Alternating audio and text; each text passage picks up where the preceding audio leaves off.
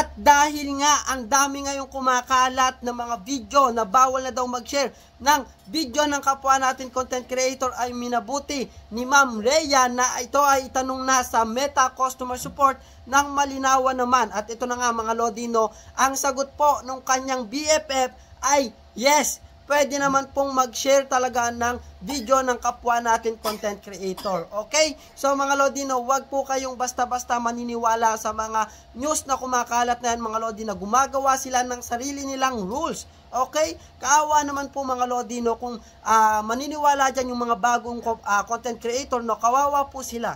Kasi wala pong mag-share ng kanilang video. Imagine, nagsisimula pa lamang po sila, tapos wala na agad mag-share ng kanilang video dahil ipinagbawal po ng mga content creator na ito. Okay? Kung kayo ay may napapanood ng mga video ng ganyang content creator, mga Lodino, yung mga video po nila ang wag nyong i-share. Pero kung kayo ay may mga kapwa content creator na nagsisimula pa lang, napakalaking tulong po nun sa kanila at doon po sila magsisimulang umangat kapag sineshare nyo yung mga video nila. Kaya magtulungan po kayo na may share ang video ng bawat isa. I-make sure nyo lamang po mga Lodino na wala pong violation yung inyong mga i-share na video para hindi po kayo madamay. Okay? Wag mong kalimutang i-share ito at para naman alam ng mga kapwa natin content creator nang sa ganung paraan hindi naman po sila matakot mag-share ng video. Okay? At syempre, follow mo na rin ako